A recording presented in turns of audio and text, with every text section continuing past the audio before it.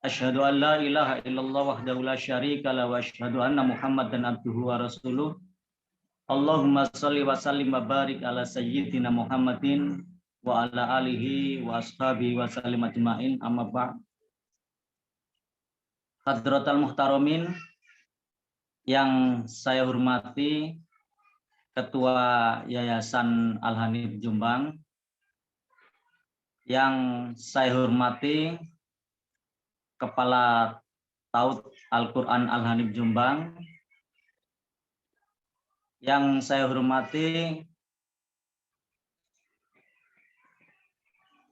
para ustadzah pengajar di Taut Al-Quran Al-Hanif Jombang, wabil khusus kepada Ustazah Kholilah yang insya Allah pada pagi hari ini akan menjadi narasumber di kegiatan parenting, dan juga tidak lupa kepada wali santri dan panjenengan semua yang hadir di acara atau di kegiatan parenting pada pagi hari ini. Pertama, marilah kita bersyukur kepada Allah Subhanahu wa Ta'ala atas segala limpahan rahmat, taufik, dan hidayahnya, juga kemudian anugerah nikmat sehat, sehingga pada pagi hari ini bisa hadir dan bersama-sama mengikuti kegiatan parenting yang diselenggarakan oleh Taut Al-Quran Al-Hanif. Salawat dan salam mudah-mudahan senantiasa tetap terlimpahkan kepada junjungan kita Nabiullah Muhammad SAW. Para peserta parenting yang dimuliakan oleh Allah, kami mewakili yayasan dari Al-Hanif pertama menyampaikan apresiasi penghargaan yang sebesar-besarnya, setinggi-tingginya kepada panjenengan semuanya yang sudah terlibat dalam kegiatan ini, wabil khusus lembaga Taut Al-Quran Al-Hanif yang menyelenggarakan acara parenting pada pagi hari ini.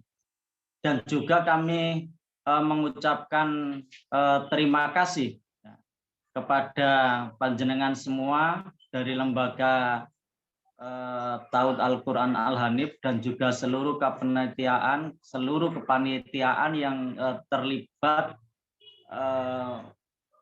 dalam agenda pada pagi hari ini. Ya, tentu sekali lagi ini adalah sesuatu yang sangat baik, agenda yang sangat baik. Ya, sekali lagi kami dari yayasan menyampaikan terima kasih. Ya, sekalipun barangkali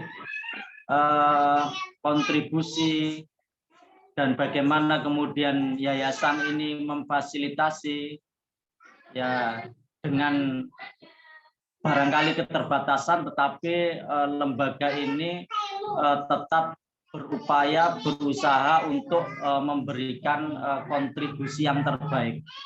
Tidak saja kemudian kepada internal lembaga, internal yayasan, tapi kemudian juga tentu ini nanti akan memberikan kontribusi yang terbaik kepada masyarakat dan kepada umat. Oleh karenanya sekali lagi kami mengucapkan terima kasih. Kami dari yayasan dari bidang pendidikan juga menyampaikan, alhamdulillah tema yang disampaikan pada pagi hari ini terkait dengan pentingnya untuk menyampaikan adab secara dini. Ini tentu adalah sebuah hal yang sangat baik, materi yang sangat baik. Sebab apa? Jadi salah satu problem barangkali permasalahan titik kritis hari ini pada generasi hari ini itu adalah mungkin bisa jadi ilmunya banyak, pengetahuannya banyak, tapi kalau sudah menyangkut adab, ini yang kita semuanya bisa rasakan, ini agak kurang. Ini agak kurang. Ya padahal kalau kita kemudian berkaca kepada generasi-generasi terdahulu, para ulama-ulama terdahulu, misalnya Imam Malik menyampaikan, jadi adab itu harus kemudian disampaikan atau diberikan terlebih dahulu. Jadi adab itu harus kemudian didahulukan dibandingkan ilmu. Jadi Al-Imam Ibnul Mubarak ya itu kan juga kalau misalnya kita baca riwayatnya itu kan beliau itu belajar adab itu sekitar 30 tahun baru kemudian belajar ilmu itu 20 tahun. Ya artinya kemudian adab itu menjadi sesuatu yang sangat penting. Dan kenapa kemudian harus disampaikan sejak dini ya? Ibaratnya kalau kemudian kita lihat ya, misalnya gini, kalau harus dibikin semacam perumpamaan sederhana, para seniman bonsai itu sesungguhnya kalau kita lihat ya, pohon itu bentuknya mungkin tidak seperti itu, tapi ketika kemudian dibentuk sejak awal, sejak dini pakai kawat macam-macam, nah kalau kemudian sudah menjadi seperti itu nanti akan membuat pola ya, pola tersendiri dan akan kemudian sulit untuk kemudian dirubah. Ya kurang lebihnya seperti itu. Artinya apa? Kalau kemudian sejak dini itu sudah ditanamkan ya adab-adab yang baik. Kalau kita orang Islam tentu bagaimana kemudian syariat Islam itu juga memberikan gambaran deskripsi adab yang baik lah. Seperti itulah kira-kira. Oleh karenanya, alhamdulillah kami sangat bersyukur dari yayasan materi ini sudah disampaikan di tahun awal pelajaran. Mudah-mudahan nanti kemudian bisa memberikan arah bagaimana adab yang baik bagi seorang pelajar, seorang siswa, dan secara umum nanti tentu ya adab dalam bermasyarakat pada umumnya. Oleh karenanya sekali lagi mudah-mudahan acara ini nanti bisa memberikan kontribusi yang baik dan kami juga ya berharap mudah-mudahan nanti apa yang Ustazah Kholila sampaikan itu nanti kita semuanya bisa menerima dan mengikuti juga dengan baik. Terakhir kami ucapkan kepada panjenengan semua untuk bisa hadir dan selamat mengikuti acara parenting ini. Mudah-mudahan Allah Subhanahu wa taala catat sebagai amal yang terbaik dan kemudian memberikan juga kebaikan keberkahan kepada kita dan juga keluarga kita. Demikian yang bisa saya sampaikan. Terima kasih atas segala kekhilafan. Saya mohon maaf. Assalamualaikum warahmatullahi wabarakatuh.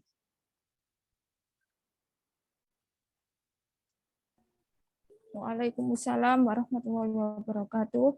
Jazakallahu khair kepada Ustadz Minhat Astorik kami ucapkan.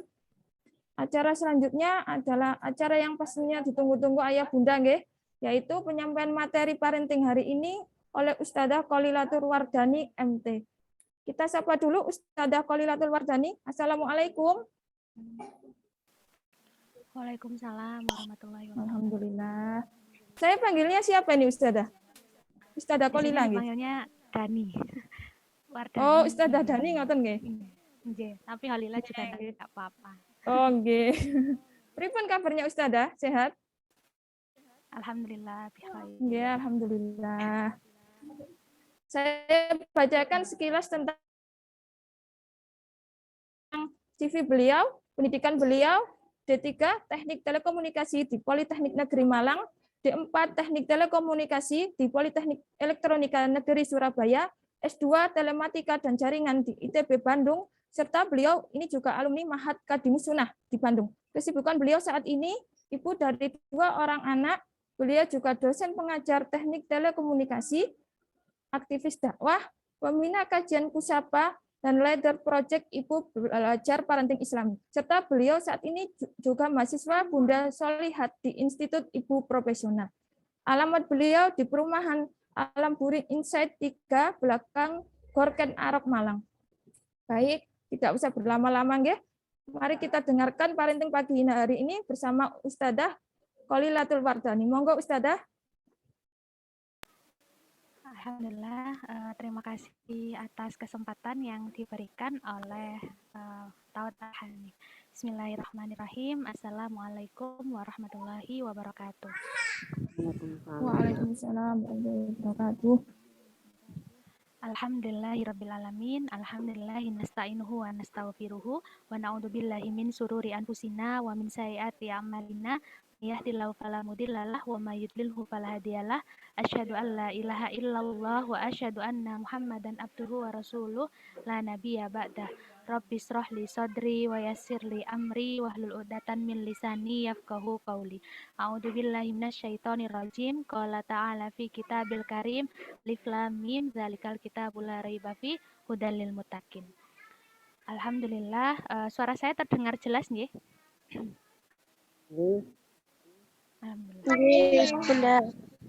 Salawat serta salam kita aturkan kepada baginda Nabiullah Muhammad Sallallahu Alaihi Wasallam, karena masya Allah ya, beliau adalah uswatun hasanah yang memberikan teladan dan contoh kepada kita untuk kita tiru dalam kehidupan sehari-hari. Gitu.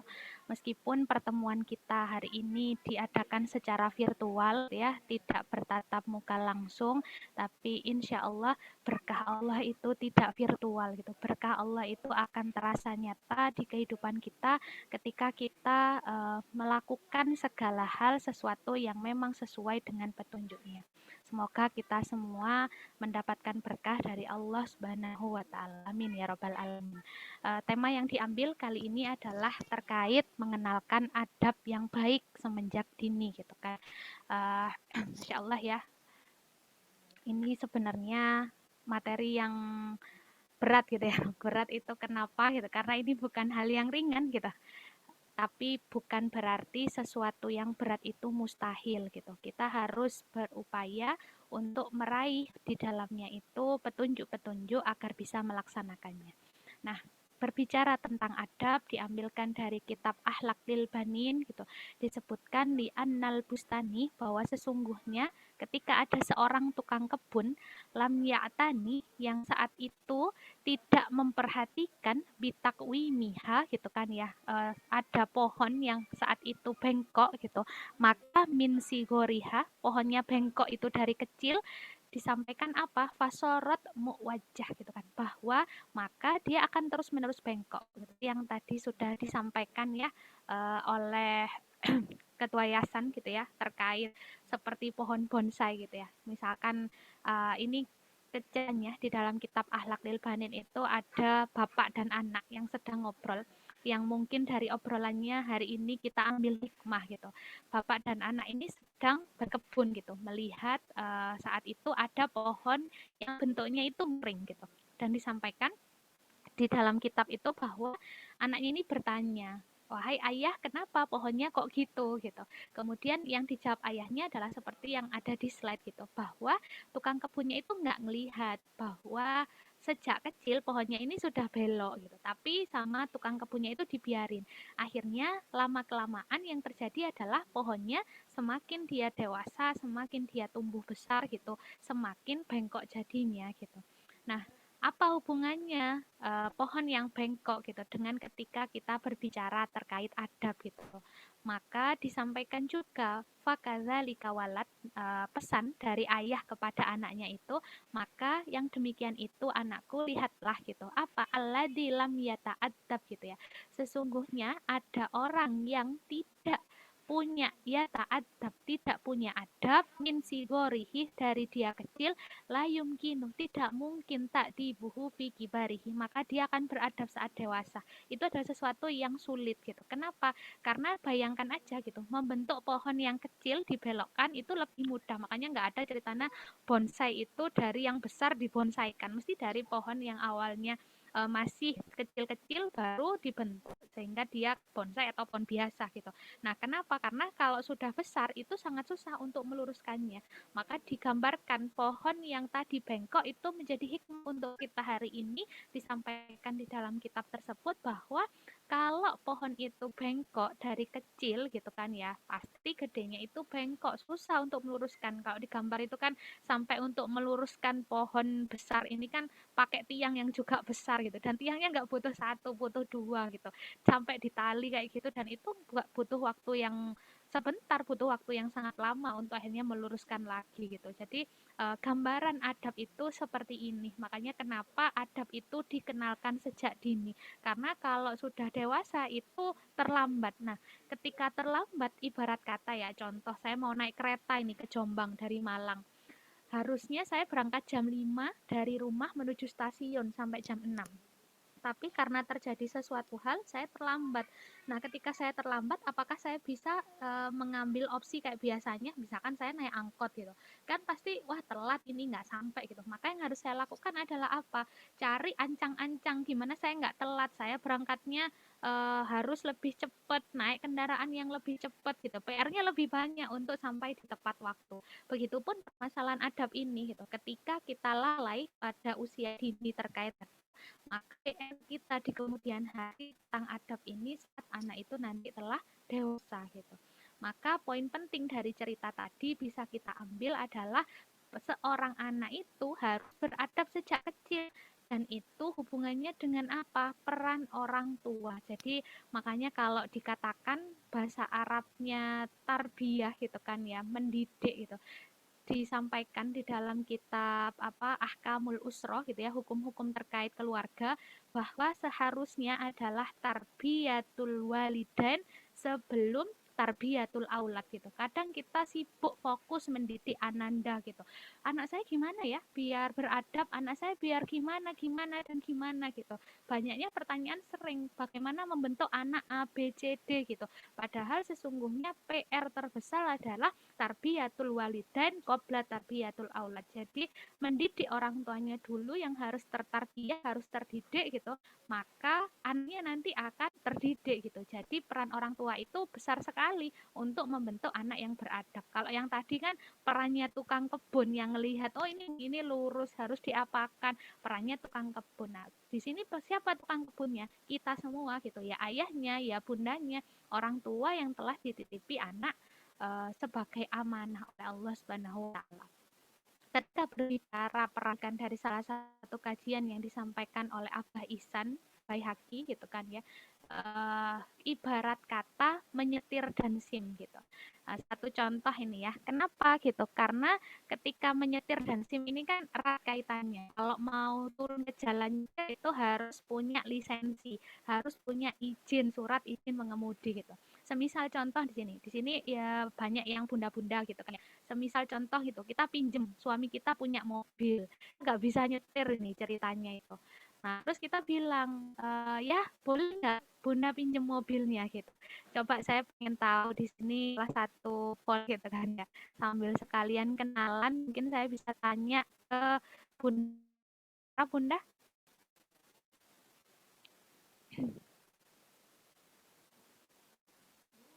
Ada di tempat Bunda Isyoma?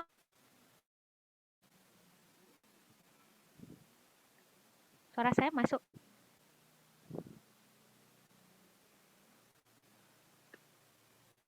Atau bunda yang lain siapa di sini? Bun ya? Saya putus-putus, Open mic. Bun. Oh, putus-putus. Sinyalnya nggak stabil ya. Ini sudah masih putus-putus kah? Atau saya izin off cam ya? Kalau kayak gini masih putus-putus? Tes? Enggak, sudah enggak. Oh ya, alhamdulillah. Sama Bunda Dian Ya, aja, sudah. saya pengen tanya sama Bunda Dian. Bunda Dian, kira-kira kalau misalkan nih izin ke suami gitu, pinjem mobil tapi kita nggak bisa nyetir mobil, boleh nggak kira-kira sama suaminya?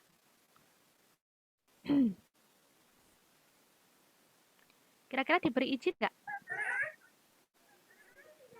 Maaf, Ustazah, nggak dengar tadi. Putus-putus. Oh iya, seandainya ini, kalau misalkan suami kita itu punya mobil, terus kemudian kita belum bisa nyetir ceritanya, terus kita izin, boleh nggak ya kita pinjem mobil? Kira-kira diizinkan nggak sama suami? Tidak. Oh tidak. Kira-kira tidaknya itu kenapa? Sayang istrinya apa sayang mobilnya? Apa dua-duanya? Sayang dua-dua ya. Nah, kenapa kok kita berbicara ini gitu? Karena banyak sekali itu mungkin bisa jadi yang jawab 100% ya. Ketika ada suami istri, istrinya nggak bisa nyetir, kemudian istrinya pinjem mobil, itu biasanya nggak diislami. Untuk akhirnya istrinya itu langsung mengoperasikan mobil. Kenapa? Karena khawatir. Bayangkan kalau istrinya nekat nyetir, maka yang terjadi adalah kecelakaan gitu. Nah, kecelakaan ini efeknya bisa ada 3 kemungkinan. Kemungkinan yang pertama istrinya ini yang celaka karena nggak SIM, belum bisa punya ilmu nyetir, tapi nekat gitu. Akhirnya istrinya terluka gitu. Atau mungkin bisa jadi istrinya nggak terluka, tapi mobilnya baru keluar pagar gitu kan ya, udah nabrak pagar tetangga gitu. Nah, akhirnya mobilnya yang rusak gitu. Itu kemungkinan kedua. Atau kemungkinan yang ketiga, nggak hanya mobilnya yang rusak, tapi ya mobilnya rusak, istrinya ya terluka gitu kan ya. Nah, apa sih gitu ya hubungannya mendidik adab tadi, peran orang tua dengan menyetir dan juga kecelakaan ini gitu. Banyak sekali hari ini gitu ya, ketika tadi istri minta izin nyetir mobil dilarang sama suaminya karena sayang sama istri, sayang sama mobilnya gitu. Tapi betapa banyak hari ini gitu ya, ketika orang tua apakah sudah punya surat izin mendidik anak gitu ya, sudah punyakah ilmu mendidik anak untuk nyetir. Kenapa banyaknya nggak pernah dicek yang terjadi itu, nggak dicek istrinya ini punya nggak ilmu parenting, suaminya ini punya nggak ilmu parenting gitu. Jangan-jangan nggak dicek, akhirnya apa, nekat berangkat aja. Nah, kalau misalkan nekat ini jadi orang tua tanpa adanya ilmu di dalamnya, yang terjadi apa? Jadi orang tua nekat, tadi istrinya yang terluka. Siapa yang terluka? Orang tuanya. Kecelakaan. Kecelakaan ketika apa? Ketika diminta pertanggungjawaban di hadapan Allah. Oh, ternyata nggak amanah, ternyata didiknya lalai, ternyata didiknya nggak sesuai syariat, adabnya terlalaikan gitu. Yang kecelakaan siapa? Orang tuanya ketika ditanya Allah. Atau kemungkinan kedua, orang tuanya nggak apa-apa ini, orang tuanya aman-aman, tapi yang nggak aman siapa? Anaknya. Kenapa? Ternyata hari ini kita temui ya banyak anak gitu ya, masih kecil-kecil kecanduan gadget, kecanduan handphone, kecanduan game online, tidak punya adab terhadap orang tua, kecil-kecil pergaulannya bully, bahkan kita dapati ya kasus masih SD bullying, menyuruh temannya untuk melakukan hal yang tidak benar dengan kucing, direkam, disebar, sampai akhirnya si anak ini depresi, kemudian meninggal saking stresnya nggak bisa makan. Itu usia berapa? Usia SD, bayangkan. Itu kan ngeri sekali gitu. Anaknya yang kecelakaan menjadi anak yang tidak beradab, tidak punya akhlak gitu. Itu korban kedua, kemungkinan kedua. Tapi bisa jadi kemungkinan yang ketiga, orang tuanya kecelakaan, anaknya juga kecelakaan. Orang tuanya tidak selamat, pertanggungjawaban di hadapan Allah, anaknya juga tidak bisa menjadi anak yang solih dan solihah. Naudzubillah summa naudzubillah. Kita semua nggak pengen kan seperti ini gitu ya. Jadi orang tua yang celaka, entah itu mencelakakan diri kita sendiri ataupun mencelakakan anak kita.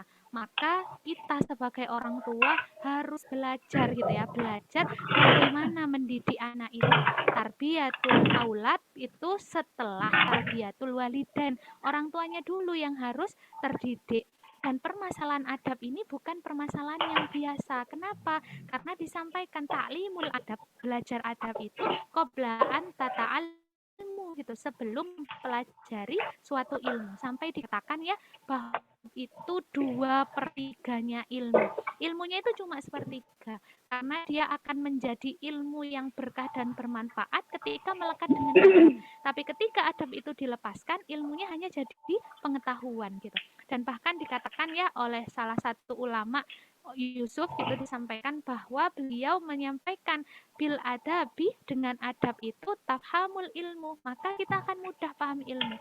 Terkadang hari ini kita fokus kepada anak gimana biar cepat baca tulisnya, biar cepat hafalannya gitu. Tapi adabnya ketinggalan gitu. Padahal ilmunya itu bisa belakang gitu. Kita bentuk dulu adabnya, kecintaannya pada Quran, kecintaannya kepada Allah dan Rasulnya gitu. Sehingga nanti ilmu itu akan mudah dengan masuk gitu kan ya kepada anak-anak kita. Berarti PR-nya apa? Adab dulu. Ibarat kata ya, contoh punya mobil, lagi-lagi contohnya mobil ini ya, permobilan. Salah satu contoh kalau mobil mogok yang dilakukan itu apa biasanya? Dorong. Nah, ketika mendorong itu, kalau misalkan setiap hari dorong, capek nggak Bu? Capek ya, tiap hari tiap mau pakai mobil dorong. Kan kita itu jadi orang tua yang tiap hari dorong. Dorong siapa? Dorong anak. Adabnya itu terlalaikan, diingatkan lagi gitu. Akhirnya itu lelah sendiri. Nah, dorong itu bukan nggak boleh orang tua itu memberikan masukan, arahan, nasihat, tapi jangan terlalu sering, dalam artian kalau adabnya itu ketinggalan, PR-nya orang tua itu dorongnya tiap hari. Tapi ketika adabnya itu yang sudah melekat gitu ya, dorongnya itu nanti cuma sekali 2 kali gitu kan ya, pas mogok aja. Kalau pas nggak mogok, mobilnya itu bisa jalan sendiri. Adabnya anak itu tertanam dengan baik gitu. Nah, tapi ada catatan bahwa adab yang kita pelajari itu tidak sama dengan etika, tidak sama dengan sopan santun. Adab itu punya ciri khas yang tersendiri gitu. Apa gambarannya? Salah satu contoh ini. Mungkin di sini ada yang sudah pernah Allah berikan kesempatan makan stik gitu. Kalau makan stik itu biasanya jejerannya, gandengannya itu kan pisau sama garpu. Nah, etika makan stik, ketika kita belajar etika makan stik, kan itu pasti pisaunya ada di tangan kanan, garpunya di tangan kiri, dipotong gitu kan ya. Kan nggak mungkin pisaunya yang kita masukkan ke dalam mulut kita gitu ya, bisa terluka mulutnya akhirnya karena memasukkan pisau ke dalamnya. Maka akhirnya apa? Etika dalam makan stik, pisaunya di tangan kanan, garpunya tangan kiri. Itu hal yang lumrah nggak dalam makan stik? Lumrah gitu kan ya. Tapi apakah itu ada di dalam Islam? Jawabannya kan tidak, tidak sama. Etika saat makan stik dengan adab makan di dalam Islam gitu. Ataupun salah satu contoh misalkan kita bicara sopan santun. Kalau coba gitu ya, tanya kepada yang sudah sepuh-sepuh.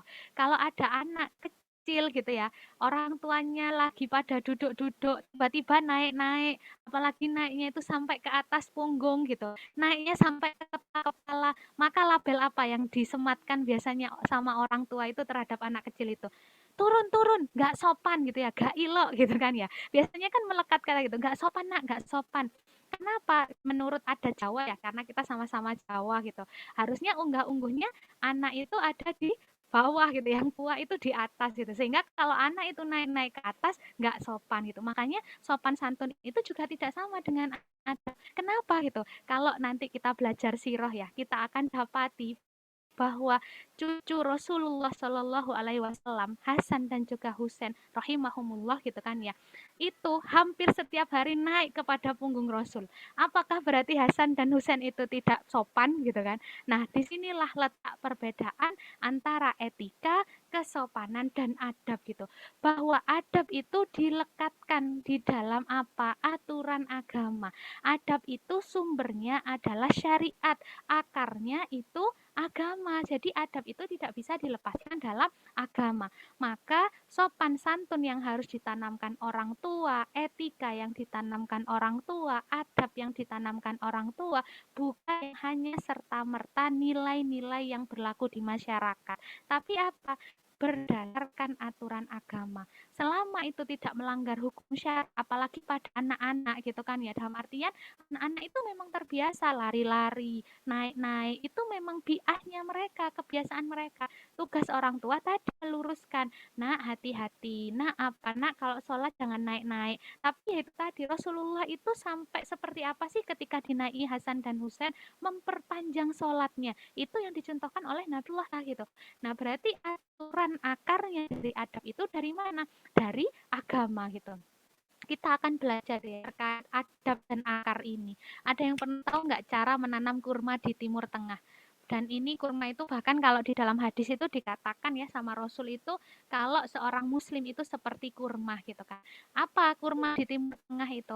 Kalau mau nanam biji kurma itu enggak serta-merta bijinya ditaruh terus ditinggal gitu, enggak. Bijinya dimasukkan ke dalam pasir gitu kan ya, di bawah ditanam, kemudian pasirnya di atasnya biji itu ditindih dengan batu gitu.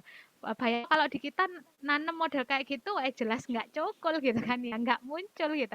Tapi inilah cara orang Timur Tengah untuk menanam kurma. Kenapa? Karena ketika batu itu ada di atasnya, itu kan pasti nabrak ya. Kurmanya itu mau tumbuh ke atas, tapi jadi nggak? Nggak jadi. Kenapa? Ketatap dengan batunya gitu.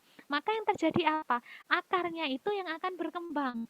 Akhirnya akarnya itu yang tumbuh dengan banyak, menjalar kemana-mana. Kenapa? Karena kita tahu ya konturnya Arab itu kan padang pasir yang airnya itu tidak ada di semua tempat. Tugasnya akarnya ini nyari tempat air. Karena dia nggak bisa tumbuh ke atas, dia keliling dulu itu.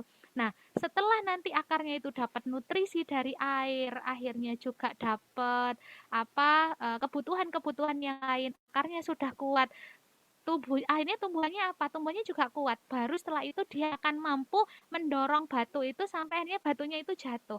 Keluarlah tadi. Mungkin kelihatannya kecil kurmanya. Oh, kecil ini Mas Yan, belum apa-apa. Tapi itu kalau dibongkar, akarnya itu sudah Masya Allah luar biasa. Nah, gambaran adab itu seperti ini. Bahwa adab pada anak itu benar-benar ditanamkan dengan kuat, dengan satu. Sehingga apa gitu? Akhirnya kuat meskipun terlihat masih kecil, tapi adabnya itu nanti Masya Allah akan begitu luar biasa. Dan ini PR-nya siapa gitu. Balik lagi disampaikan di dalam hadis, manahlah gitu kan ya. Tiada suatu pemberian hadiah waladu dari orang tua itu waladahu kepada anaknya afdolu yang lebih utama min adabin hasanin gitu, kecuali pendidikan yang baik. Kalau diterjemah gitu, padahal kalau dicek bahasa Arabnya apa, adab yang baik gitu. Jadi utamanya dulu itu adab gitu. Makanya butuhnya kita belajar bahasa Arab itu ya, karena tidak semua, terkadang perpindahan bahasa transliterasi itu nggak cocok dengan akar katanya gitu. Makanya kalau belajar, apalagi belajar tafsir gitu, Masya Allah akan sangat luar biasa kalau belajar bahasa Arabnya, hanya perpindahan bahasanya, membaca terjemahnya gitu. Nah, berarti ini hadiah apa yang akan kita kasihkan kepada anak kita adalah adab itu adab yang baik gitu. Nah, kemudian muncul pertanyaan, gimana berarti untuk mengenalkan adab yang baik itu kepada anak-anak sejak dini gitu. Nah, yang harus kita pahami adalah tentang apa disampaikan di Ahkamul Usrofil Islam di dalam bab kaidah yang ke-12.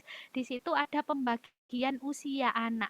Bagaimana mendidik anak sebelum dia usia sekolah dan juga ba'da madrasah. Kita tahu mungkin sekolah itu anggapannya sekitar 7 tahun ya. Jadi ketika bilang madrasah itu berarti sampai 7, dan ba'da madrasah itu antara 7 ke atas gitu. Disampaikan dalam kitab ini bahwa apa sih pendidikan terbaik gitu, bahwa qudwah sholihah untuk qoblal madrasah itu adalah dengan dengan teladan, dengan contoh. Ini adalah metode terbaik untuk mendidik adab dan teladan. Nah, siapa yang dia teladani? Tiada lain, bukan orang tuanya. Karena apa? Anak itu kayak mesin fotokopi. Dia itu belajar dari apa yang dia lihat dan apa yang dia dengar. Kadang nggak usah diajarin, tapi ditunjukkan aja tiap hari. Dia pasti akan niru. Nggak usah dinasihatin tiap hari, tapi orang tuanya ngomong, nyontoh, memperdengar. Yang sering itu terkadang PR-nya adalah orang tuanya, ayo nak murajaah, nggak nyontohin baca Qur'annya, nggak nyontoh hafalannya misalkan, kan akhirnya teladannya itu PR banget gitu, karena memang sebelum usia 7 tahun itu terbaik itu adalah pendidikan dengan tuah, dengan teladan. Kenapa? Karena anak itu akan melihat anaknya pakai kerudung dari siapa? Dari orang tua. Contohnya anaknya sempurna, kayak jengking-jengking semata gitu kan ya. Tapi itu ada anaknya, dia itu ngikutin apa yang dilakukan orang tuanya. Saat adzan berkumandang, pergi wudhu itu, nanti anaknya pasti lama-lama, ngapain sih ayahku ini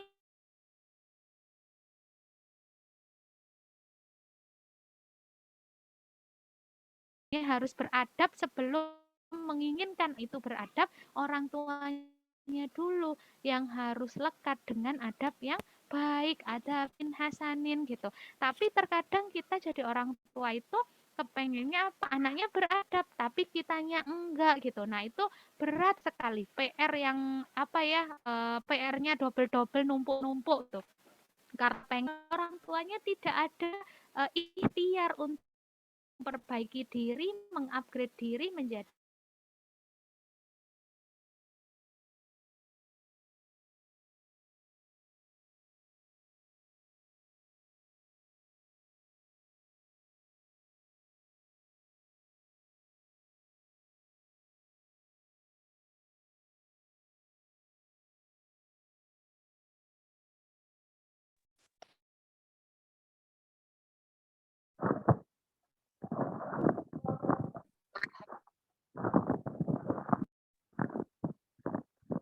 Ustazah Ancan iki mandek gak Ustazah?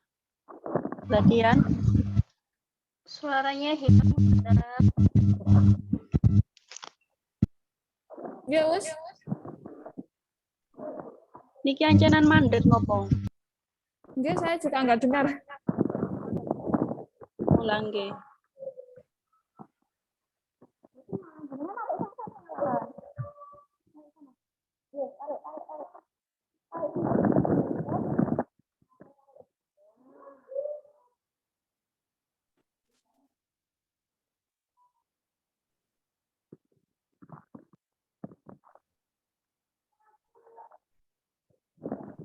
Oh, beliau aja terlempar nih. Enggak dengar.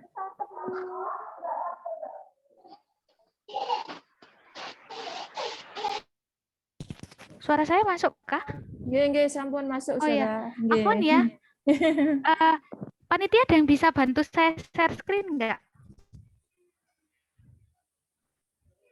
Adakah?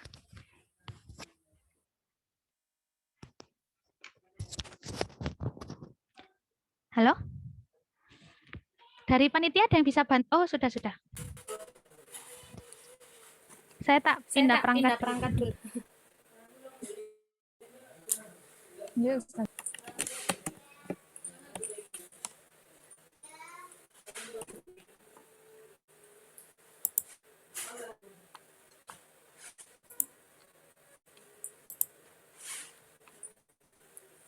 Afan ya, dengar masuk?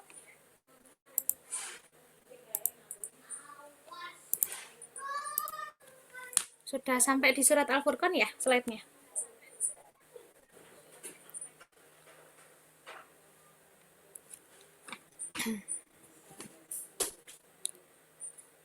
Disampaikan ya, kenapa sih kok PR banget itu ada di orang tua gitu? Karena Al-Furqan ayat 74, A'udzubillahi minasyaitonirrajim walladzina yaquluna gitu kan ya. Dan orang-orang berkata, ini adalah ayat yang sangat masyhur ya, menjadi doa senjata para orang tua. Insya Allah pada hafal semua ya. Rabbana hablana min aswajina wa dzurriyyatina qurrata a'yun lil muttaqina imama. Ketika kita belajar ayat ini gitu ya, coba dicek gitu. Allah menyampaikan di dalam surat ini petunjuk Rabbana habna, kami jadikanlah gitu ya, anugerahkanlah kepada siapa? Kepada kami. Lihat yang pertama yang warna merah, min azwajina, yaitu istri kami. Baru setelah itu urutannya siapa? Wadurriyatina, anaknya. Nah, berarti sebelum anaknya itu siapa punya makanya anak itu sebenarnya bukan serta hasil di output anak, tapi orang tuanya yang punya peran amat sangat besar. Makanya dari kajian ini benar dibahas lagi, didudukkan lagi betapa besar peran kita.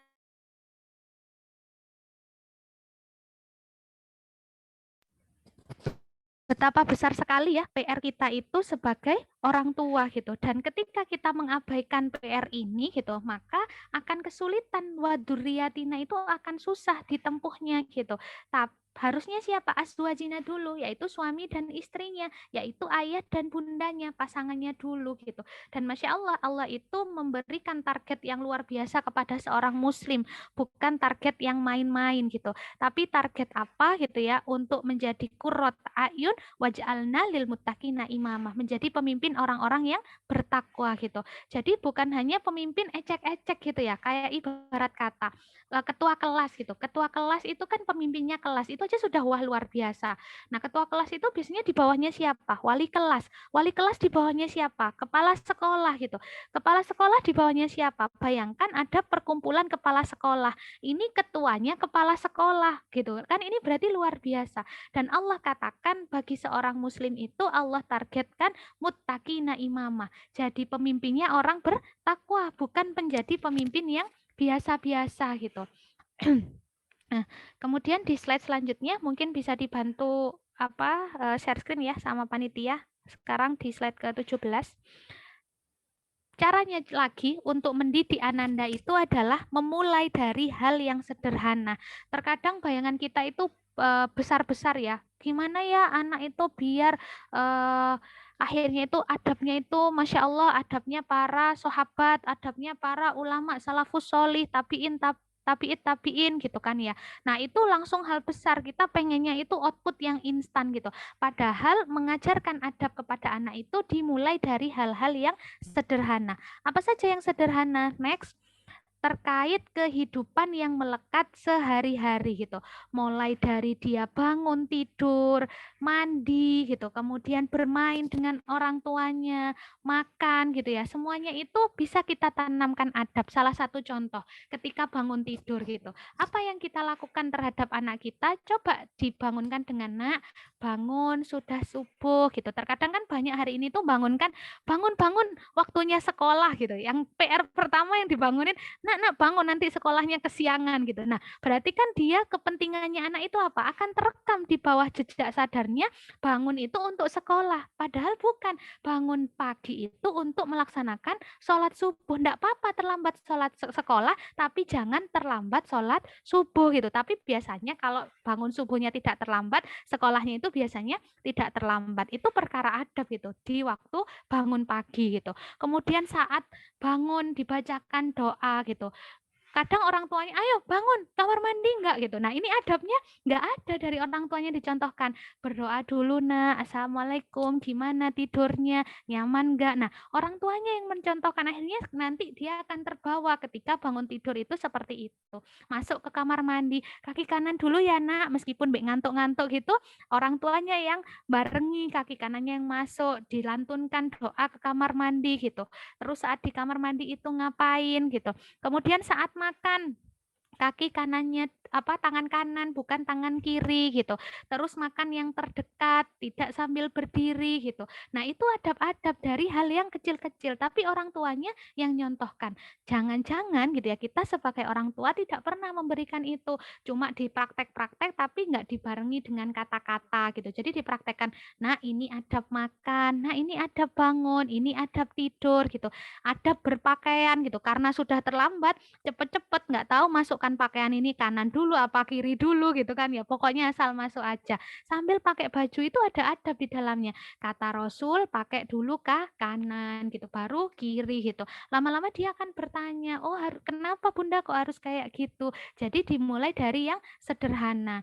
Dan kemudian juga diceritakan, diajarkan cerita tentang kisah-kisah Rasul. Kenapa? Karena di dalam surat Al-Ahzab itu disampaikan, laqad kana lakum, sesungguhnya telah ada bagi kalian itu fi Rasulillah, di dalam di Rasulullah itu uswatun hasanah, contoh yang terbaik. Maka yang kita contohkan itu bukan Avenger, bukan Spider-Man, bukan siapa lagi gitu kan ya, tapi siapa? Rasulullah Muhammad SAW. Kita sering ceritakan, nah Rasul itu kalau mandi nggak lama-lama. Nah, Rasul itu ke kamar mandi pakai kaki kanan, makanya pakai tangan kanan gitu ya. Bangun tidur itu berdoa, berwudhu, kemudian sholat biar ikatannya lepas dan seterusnya. Maka anak itu akan kepo, kok bunda itu mesti ya ngomongin Rasul gitu. Nah, tapi jangan-jangan kita sebagai orang tua nggak pernah cerita tentang Rasul. Cuma kita bilang kamu tuh harus jadi anak solih. Cara solih itu gimana? Anak itu belum punya gambaran itu. Maka kita hadirkan sosok solih itu yang seperti apa? Yaitu uswatun hasanah yang telah Allah turunkan Nabiullah Muhammad Shallallahu Alaihi Wasallam gitu. Nah, dan cara membacakan ini next gitu, itu macam-macam gitu ya, mulai dari bisa dengan buku gitu ya. Makanya ini investasi banget buat kita ya. Next halaman slide selanjutnya gitu. Ini bukan endorse ya, bukan promosi gitu, tapi kita itu terkadang ya untuk nutrisi anak gitu ya. Nutrisi anak itu kan sampai rela wis anak saya makannya tahu tempe enggak apa-apa, yang penting anak saya makan ayam gitu kan. Kita peduli kepada nutrisi raga gitu kan ya. Tapi bagaimana dengan nutrisi jiwanya? Jangan-jangan kita nggak punya asupan nutrisi jiwa. Apa asupan nutrisi jiwa? Salah satu tadi dengan memberikan contoh, dan anak-anak itu biasanya tertarik dengan apa? Dengan ilustrasi, gambar-gambar, buku. Dan Masya Allah buku-buku anak hari ini itu banyak sekali memberikan kemudahan untuk orang tua, untuk dialog iman, dialog adab gitu. Nah, salah satu contohnya misalkan di situ ada 77 adab akhlak Nabi gitu ya. Ini ya, kalau satu persatu tiap hari dibacakan satu saja kepada anak, 77 hari itu baru selesai gitu. Itu kalau satu buku, dan biasanya anak itu diulang terus. Oh, Rasul itu gitu ya gitu. Dan hari ini adab itu banyak sekali bukunya, Masya Allah, mulai bersuci, makan, minum, pakaian gitu. Jangan-jangan gitu kan ya, kita sendiri itu tidak tahu adabnya itu seperti apa, maka berat mengajarkan pada anak. Nah, ketika kita tidak tahu, mari bersama-sama. Salah satu medianya lewat buku, semisal contoh. Tapi hari ini gitu ya, orang tua itu banyak yang melepaskan ananda gitu. Nih, tak kasih gadget, bunda atau ayah lagi sibuk gitu kan, sibuk masak, sibuk kerja, sibuk jualan, sibuk apa gitu. Anaknya tidak didampingi, padahal untuk usia Qoblal madrasah itu anak itu butuh pendampingan. Misal nih contoh nonton Nusa Rara, loh tadi yang dilakukan Rara baik enggak? Tadi Nusa baik enggak? Nah, itu adab makan nak, itu adab tidur nak gitu, sehingga butuh pendampingan di dalamnya gitu. Next, kemudian cara lain menanamkan adab itu apa gitu?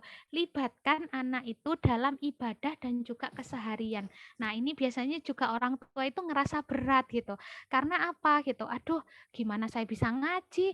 Long anak saya ngelandot gitu kan ya. Ya udah ngaji aja sambil anaknya ngelandot gitu kan. Sambil ibadah, sholat dinaiki. Wes nanti kalau sholat tak tutup pintunya gitu kan ya, semisal gitu. Anaknya nuangis gedor-gedor, enggak gitu, enggak apa-apa, diajari bersama, bersabar gitu ya, jadi orang tua. Nggak hanya perkara ibadah, perkara keseharian gitu ya, diajak nanam bersama. Kadang orang tua itu males ribet gitu ya, akhirnya nggak mau ngajak anaknya, padahal nanti bisa kelihatan adab itu saat kita mencontohkan kepadanya. Masak gitu, nak tahu nggak kenapa bunda kok masak? Biar keluarga kita sehat, makanannya halalan dan toyiban gitu kan, biar nanti ibadahnya kuat. Oh, ternyata masak itu buat ibadah lebih kuat gitu, sehingga anak itu punya gambaran. Tapi terkadang minim sekali aktivitas itu dibarengkan gitu, yang justru hari ini banyak anak sama orang tua itu dipisahkan. Orang tua punya kesibukan, anaknya dibiarkan dengan kesibukan lain, tidak dilibatkan dalam aktivitas ibadah dan keseharian.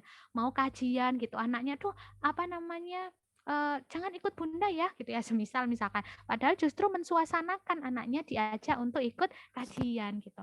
Next. Dan kita sebagai orang tua saat mengenalkan adab kepada anak itu istiqomah dan juga bersabar gitu.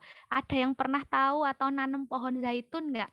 Kalau zaitunnya kita tahu ya, mungkin minyak zaitun atau makanan zaitun gitu kan. Biasanya di salad itu kadang juga ada zaitun hitam-hitam gitu. Nah, kenapa kok istiqomah bersabar itu kaitannya dengan pohon zaitun gitu? Terkadang kita jadi orang tua itu lelah gitu. Kenapa kok lelah? Saya itu loh ya Mbak, sudah ngasih tahu anak saya itu setiap hari, setiap jam, setiap menit, setiap detik gitu. Tapi adabnya itu loh masih belum nempel gitu kan. Nah, inilah PR orang tua, lagi-lagi PR-nya orang tua lagi gitu. Apa? Istiqomah dan bersabar. Kenapa kok pohon zaitun? Pohon zaitun itu baru akan berbuah setelah 10 tahun tumbuh, bayangkan. Bayangkan kalau yang nanam zaitun ini nggak sabar, baru setahun, kok nggak tumbuh-tumbuh ya, buah lain itu loh sudah pada muncul. muncul, ditebang, dapat nggak hasilnya? Nggak dapat gitu. Dia harus nunggu selama 10 tahun. Didik anak itu kayak nanam pohon zaitun. Mungkin hari ini kita nggak akan ngerasa efek adabnya gitu kan. Terus kemudian bagaimana akhlaknya, kitanya yang capek karena ngajarin terus gitu. Tapi nanti lihatlah sampai kalau di dalam pendidikan fitrah based education itu biasanya orang tua yang peduli dengan anak antara usia dari 0 sampai 12-14 tahun, dia akan menuai sesuatu yang luar biasa setelahnya. Tapi bagi orang tua yang abai terhadap pendidikan anak di usia sebelum itu, maka dia akan menuai sengsara di usia setelahnya. Nah, maka PR kita apa orang tua? Istiqomah dan sabar. Ibarat naik tangga ya bunda-bunda sekalian gitu. Apa? Masa kita naik tangga itu lompat dari tangga 1 ke langsung tangga 8. Rasanya gimana? Capek nggak? Susah nggak? Susah. Bahkan yang iya malah jatuh. Maka yang dilakukan apa? Sedikit demi sedikit naik tangganya pelan-pelan. Ya memang adab sehari-hari itu yang ditanamkan sehingga nanti akan tergambar. Oh kayak begini toh adab pada anak itu. Anak saya itu nggak bisa didudukkan buat belajar. Nah itu biasanya kita kenapa kok nggak sabar? Karena kita nggak punya ilmunya.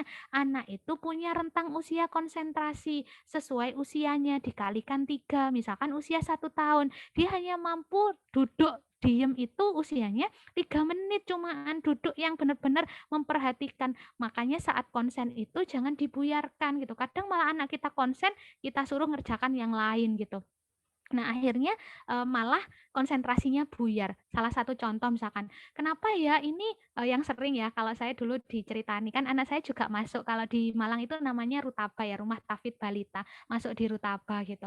Ada ustadzanya itu cerita dan ustadznya gitu. Biasanya yang sering dikeluhkan ini anak-anak ini nggak bisa duduk, pada lari-lari, nggak bisa dikondisikan gitu. Semisal seperti itu gitu. Kenapa? Ya karena itu memang biahnya anak-anak dan mereka susah untuk duduk. Makanya mungkin ya metodenya apa? Diperdengarkan, biarkan mereka sambil lari, biarkan sambil jalan, tapi juga sambil diajari, nak duduk gitu. Nah nanti kalau tapi sudah duduk itu nggak akan bisa lama karena apa? Memang biahnya mereka pada usia seperti itu lari-lari. Coba kalau kita usia ibu-ibu ini, usia bapak-bapak, lari-lari ndak? Yang ia malah capek, aduh mbak saya ndak olahraga, wes di rumah aja gitu. Sudah nggak lari-lari, tapi memang karena energi yang Allah berikan besar gitu kan, maka mereka habiskan itu dengan menyalurkan dengan aktivitas fisik.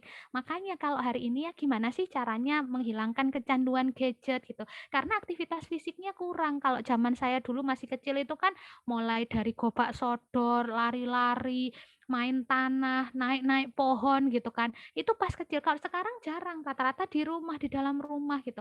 Makanya akhirnya aktivitas energinya itu nggak tersalurkan dengan baik gitu. Dan itu harus sabar, kita belajar. Ada cara-cara. Nah, ini orang tuanya lagi yang harus belajar. Cara apa? Gimana sih menambah rentang konsentrasi? Oh, dengan beralih. Tadi misalkan duduk, yuk berdiri, nanti habis berdiri jalan kayak kereta tapi sambil hafalan misalkan seperti itu. Jadi orang tuanya yang nyari gitu untuk cara-cara agar menambah rentang konsentrasi Ananda. Dan dalam mendidik anak ini menanamkan adab itu proses. Jangan menginginkan instan gitu, langsung panen tidak gitu. Bahwa mulai dari ditanam gitu. Kayak orang nanam itu kan disirami, kemudian juga dikasih pupuk, kalau ada hama diambili, dipindah dari tempat bibit ke tempat yang sebenarnya gitu dan itu bukan sesuatu yang instan maka para orang tua harus bersabar dan itu proses gitu. Ananda itu kan proses makanya kita harus tahu apa sih yang Rasul bicarakan untuk anak usia 1 tahun. Kadang target kita ketinggian sebagai orang tua itu kepingin anak yang sudah X, Y, Z gitu padahal itu bukan rentang usianya gitu. Usia 1 tahun masih belum apa, usia 1 tahun kenalkan dengan Allah dan Rasulnya makanya kan tarbiyatul iman itu kan yang pertama, kenalkan Allah, kenalkan Rasul gitu. Lewat apa? Aktivitas keseharian kita. Contoh sambil nyuapin ya, misalkan anaknya disuapin sayur bayam usia 1 tahun. Nah, enak nggak sayur bayamnya? Enak bunda, dari siapa rezeki bayam? Dari Allah. Bilang apa sama Allah? Alhamdulillah. Itu hal kecil, tapi bayangkan kita ulang-ulang. Kadang kita mikirnya ribet gitu, yang menanamkan adab, iman, itu seperti apa sih? Padahal dari aktivitas keseharian. Kayak kadang saya main gitu ya sama anak saya main Lego gitu usianya 2 tahun main Lego terus waktu itu memang belum lancar ya, bicaranya itu belum lancar, tapi sudah bisa nyusun-nyusun balok gitu. Terus kan caranya gimana gitu, adabnya gitu, adab terkait ibadah, cerita. Nah, susun, dia kan bisanya masih nyusun tinggi gitu kan, nyusun tinggi, tak buatkan rumah-rumahan gitu. Kemudian saya robohkan itu tiangnya. Biasanya nangis, nggak nangis gitu ya anaknya, tapi nggak nangis. No, kenapa bunda gitu ya? Kan sudah bisa komunikasi dua arah meskipun belum lancar ya. Kenapa bunda gitu? Roboh nggak nak kalau tiangnya diambil? Roboh gitu. Terus kita bilang apa? Begitulah sholat nak. Kalau di hadis itu sholat itu tiang agama. Bayangkan kita nggak sholat gitu. Nah misalkan usia 2 tahun, 3 tahun main Lego bisa kita ajarkan seperti itu. Tapi kadang kita kok ini anak saya susah banget ya dikasih sholat apa dikasih tahukan sholat gitu. Nah karena kita pengennya langsung instan ahli sholat gitu. Padahal adab-adab terkait sholat, contoh kutuah sholat itu tidak kita berikan gitu. Maka kita harus kenali saat anak itu apa yang jadi konsentrasi di usianya yang sebelum 2 tahun. 2 sampai 4 tahun, 4 sampai 6 tahun. Itu nanti kalau kita buka di dalam kitab Tarbiyatul Aulad fil Islam, itu sudah ada detail-detailnya apa, indikator gitu. Kayak bahkan ya kalau misalkan yang mungkin di sini ada yang guru PAUD atau apa, itu kan ada ya. Oh, anak itu sudah bisa melompat, anak itu bisa menggenggam, sudah bisa menggunting kayak gitu. Itu kan indikator secara fisikly. Nah, secara tarbiyatul imannya itu juga ada gitu. Oh, anak itu bisa mengucapkan syahadat, bisa ngomong Allah, tahu Rasulullah gitu. Tapi kalau orang tuanya nggak mengenalkan itu akan jadi berat sekali gitu. Dan salah satunya yang lain gitu, bagaimana menanamkan adab sejak dini itu jangan lepaskan doa. Dari salah satu hadis disebutkan salah suda'awatin, ada 3 doa yustajabu yang itu mustajab, lahunna la syakka fihinna dakwatul madlum. Yang pertama itu adalah doa orang yang terzolimi. Kemudian apalagi watul musafir, doa orang yang sedang menempuh perjalanan. Makanya kalau perjalanan itu banyak-banyak kita doain anak kita gitu. Watul walidil liwaladihi. Nah ini doa baik orang tua pada anaknya. Nah jangan hentikan doa itu terus, minta pada ya Allah, mudahkanlah anak saya beradab yang baik, saya jadi orang tua yang beradab, sehingga mudah untuk mengajarkan kepada ananda. Jadi 6 kuncinya itu apa? Kita ikhlas melakukan itu karena Allah, karena ini anak amanah, tadi diperintahkan untuk mendidik adabnya. Kemudian dengan kutuah, dengan keteladanan, berarti yang beradab siapa? Seharusnya orang tuanya, dan itu yang akan dilihat. Kemudian jangan lepaskan doa, dan kita harus sabar karena ini bukan sesuatu yang instan.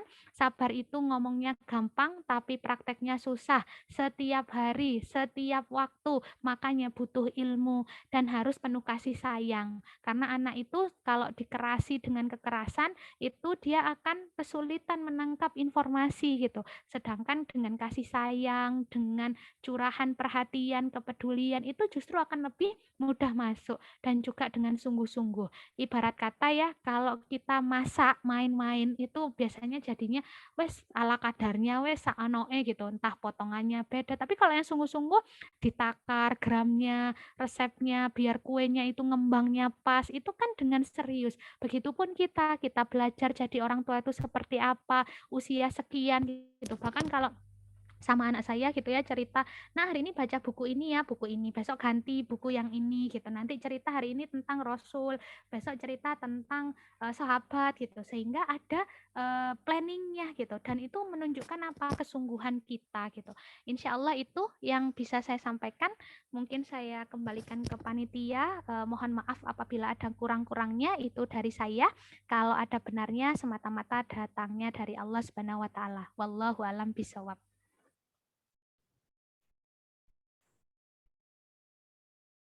Masya Allah, ini luar biasa nggih pemaparan materinya. Ini mewakili curahan hati para bunda. Terima kasih Ustadzah atas penjelasannya. Saya persilakan Ayah dan Bunda untuk menyampaikan pertanyaan. Monggo bisa menggunakan fitur raise hand atau chat Zoom. Monggo dipersilakan. Saya tampung 2 pertanyaan terlebih dahulu.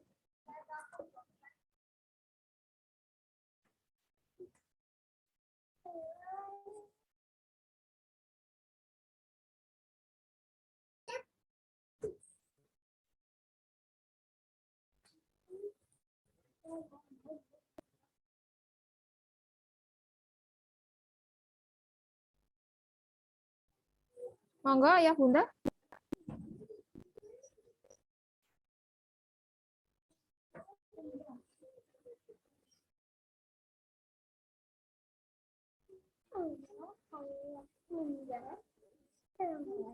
Nggih. Bu Iin Wahyuni, monggo dibuka audionya. Ya.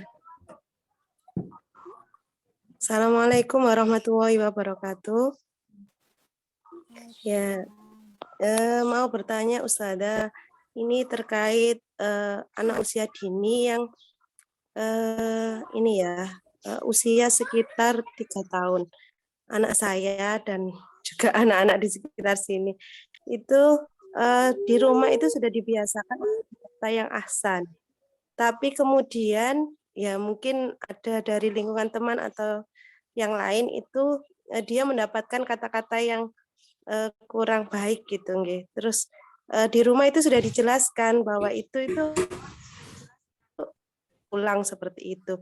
Tapi ya namanya anak-anak kadang dia itu kemudian refleks mengulang kata-kata itu. Nah, apa yang seharusnya kami lakukan ketika untuk memberitahu dia bahwa itu tidak boleh diulang-ulang lagi seperti itu. Kadang kan perasaan sudah saya beritahu tiap hari, tapi kok masih diulang lagi. Nah, pengalaman serupa itu juga dialami oleh saudara saya seperti itu. Nah, akhirnya kalau keluarganya itu ini dengan kekerasan, maksudnya ditegas gitu loh, dikasih hukuman. Nah, apakah itu sudah tepat? Karena mengingat usianya itu masih usia dini, yaitu sekitar 4 tahun. Nah, mohon penjelasannya Ustazah. Terima kasih. Assalamualaikum warahmatullahi wabarakatuh. Waalaikumsalam warahmatullahi wabarakatuh. Oke, ini dijawab dulu atau bagaimana Ustazah? Boleh langsung aja ya. Oke, monggo. Bismillah ya, saya coba jawab pertanyaan dari Bunda Iin gitu. Nah, ini salah satu PR kita bersama ya, bahwa kalau disebutkan itu nggak cukup mendidik anak itu kan. Karena kenapa? Ketika anak kita ajarkan di rumah, pas keluar kok beda gitu ya jadinya. Terus kitanya kaget gitu. Apa anak kita isolasi gitu kan ya? Nggak dibawa keluar gitu. Padahal ibarat kata ya anak itu di steril mungkin gitu. Dia harus juga ibaratnya biar nggak terlalu ringkih gitu kan ya, juga pernah main tanah, kena kotor-kotor gitu kan ya. Tapi bukan berarti akhirnya kita ngajarin maksiat-maksiat, bukan gitu. Tari mungkin ada yang tidak pas di sekitar kita, itu bisa jadi pengalaman kepada anak kita. Nah, pertama sendiri gitu kan ya, ketika kita itu ngasih tahu ke anak ya, misalkan kita yang sering itu biasanya meso ya Bu ya, yang kadang ini kata apa gak bagus ini gitu, atau kata-kata yang mungkin agak ekstrim membodoh-bodohkan teman atau semisal gitu. Coba kita tanya gitu ya, ketika kita tidak pernah ngobrol itu ke anak, kita validasi dulu. Jadi kadang kita sebagai orang tua ini adalah menghakimi, langsung Gus boleh dosa ngomong itu. Nah, tapi anak itu apa yang dosa apanya, ngomong apa, itu kadang itu anak tidak mendapatkan info itu. Maka yang pertama, ketika kita mendapatkan kata-kata negatif, coba anak kita tanya, nak tahu nggak arti X itu apa gitu. Nah, kebanyakan sebenarnya anak-anak itu nggak tahu makna X itu apa, karena apa? Temennya. Nah, disitulah PR kita. Nah, X ya tadi ikut siapa, ngomongnya di mana, pas apa. Jadi lebih ke arah wawancara dulu ya. Kita cek di mana, itu tahu nggak maknanya apa. Yang terkadang sering itu orang tua itu langsung kepada lompatan itu dosa gitu kan. Nah, apanya yang dosa? Anak ini akalnya belum sampai, dia sedang apa ya, sama Allah itu sedang dititipkan kepada kita untuk mengkoneksikan akalnya biar akhirnya jadi memayizkan gitu. Nah, tugas kita jadi orang tua mengkoneksikan itu info-info itu. Nah, baru dikasih tahu, nak, insya Allah seperti yang tadi Bunda Iin sampaikan, sudah dikasih tahu kata yang nggak baik. Nah, kita jelaskan, nah ini kata yang nggak bagus, maknanya itu nggak baik. Misalkan ya, kan kita itu paling kenal anak ya, anak itu biasanya ada hal-hal yang nggak disukai, ada yang disukai. Nah, kita contohkan dengan sesuatu yang dekat gitu. Salah satu contoh ini sering ya, Di keluarga saya itu saya tidak pernah menyematkan kata nakal anak saya. Karena itu label itu hal besar banget.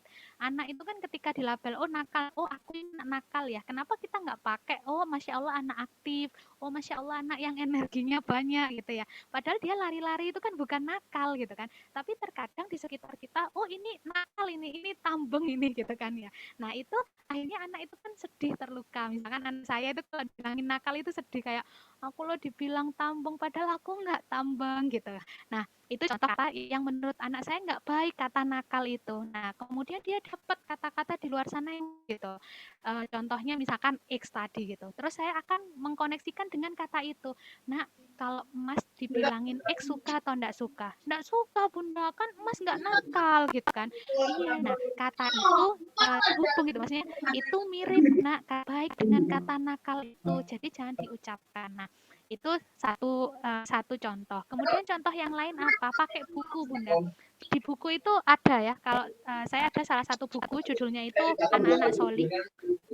Apa namanya, tentang anak solih judulnya itu gitu. Nah di dalamnya itu memuat hadis dan juga ayat terkait gambaran anak solih itu seperti apa. Dan di situ digambarkan di surat Al-Hujurat perkataan yang baik. Nah pas saat halaman itu, nah ini kalau orang tuanya enggak baca kan mau nyari contoh buku di mana itu kan jadi kekurangan referensi. Oh ini kayaknya ada deh di buku itu. Maka pas ada kata-kata gitu agak reda emosinya, buka bukunya gitu.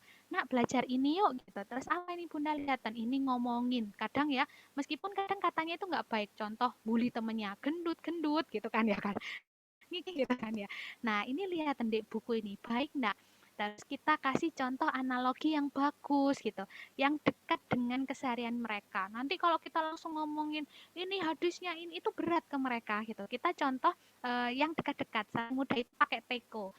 Bunda ambil teko, terus kemudian diisi air putih kah, terus tanya ke anak. Sekalian itu merangsang akalnya, karena itu tugas kita. Nah, kalau ini tak isi air putih, yang keluar apa, Nak? Air putih, gitu kan. Kalau tak isi susu, yang keluar apa, Nak? Susu, gitu. Nah, kata-kata itu ibarat yang keluar dari teko ini, Nak. Sedangkan yang di dalam kepala itu, yang tadi, anak ini tidak solih. Nah, kalau yang keluar itu tadi air got yang bau, misalkan kita bilang dia nggak suka air pipis ya, karena baunya pesing gitu ya. Yang keluar air pipis, Nak, kira-kira mau nggak sampean minum? Nggak mau Bunda kan najis kan jijik gitu kan ya misalkan. Maka kata-kata kotor itu nak ibarat air yang kotor itu. Jangan sampai ya nak air itu keluar dari mulut anak solih gitu. Maunya jadi anak solih atau anak yang nggak solih? Solih Bunda gitu. Nah berarti ini PR-nya orang tua apa? Buat dia pengen menjadi anak solih. Nah tapi jangan-jangan orang tuanya nggak pernah sounding. Nah tak doain ya kamu jadi anak solih. Kalau anak laki-laki itu di dalam parenting Islam itu disampaikan ya, kalau anak laki-laki itu satin itu karena itu kayak memberi kepercayaan gitu ke anak. Sedangkan ke anak perempuan dipegang pundak dan juga dielus punggungnya. Itu karena kelembutan. Itu cara nasehatin dan juga kontak mata. Jangan sampai kita nasehatin sambil masak ya. Kamu itu harus dikasih tahu, nggak boleh ngomong gitu tapi kita sambil goreng. Ya kan? Nah, itu nggak ada kontak sama anak. Jadi duduk, dipandang, dinasehatin gitu. Jadi dan ini memang nggak sekali Bunda. Bisa jadi kita nggak sudah saya coba metode itu Bunda gitu. Besoknya lagi karena apa? Istiqomah dan bersabar. Insya Allah itu mungkin wallahu alam bisawab.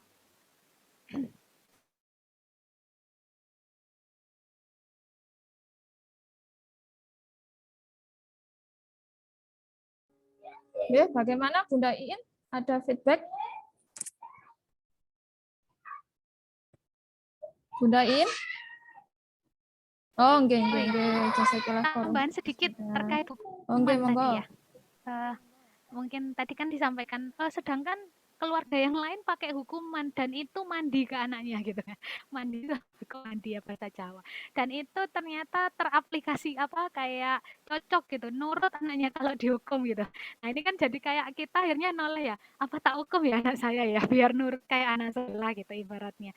Nah ini juga PR kita, lagi-lagi referensi itu jangan referensi baper, perasaan. Itu berhasil kita langsung noleh, itu berhasil kita noleh lagi. Tapi tuntunan kita itu adalah parenting nabawi yang mengikuti manhaj kenabian gitu ya. mendidik ala Nabi gitu. Nah, pertanyaannya coba dicek apakah Rasul pernah memukul anak ketika tadi misalkan contoh kata-katanya buruk gitu. Nah, nanti itu kemungkinan kalau mukul itu hadisnya khos. Hadisnya terkait sholat ya kan. Makanya kalau memukul itu mungkin kalau saya cerita ke anak saya ya, sampai mulai dari kecil sampai dia besar, insya Allah saya enggak mukul dia. Sampai usianya hari ini 7 tahun itu saya belum pernah sekalipun memukul anak saya. Karena saya nggak pernah mukul dia, maka ini adalah perkara besar. Dan saya cerita ke anak saya gitu. Saya sering ajak ngobrol, Soli, Bunda pernah nggak mukul Mas gitu. Dia akan jawab, enggak Bunda gitu. Tapi nak, Allah itu merintahkan Bunda mukul Soli kalau Soli nggak sholat. Jadi nak, kalau nanti Bunda itu mukul Soli, itu bukan karena Bunda benci sama Soli, tapi karena itu diperintah Allah. Tapi bayangin, Soli sholat, kira-kira Bunda mukul nggak? Nggak mukul Bunda, kan Soli sholat gitu.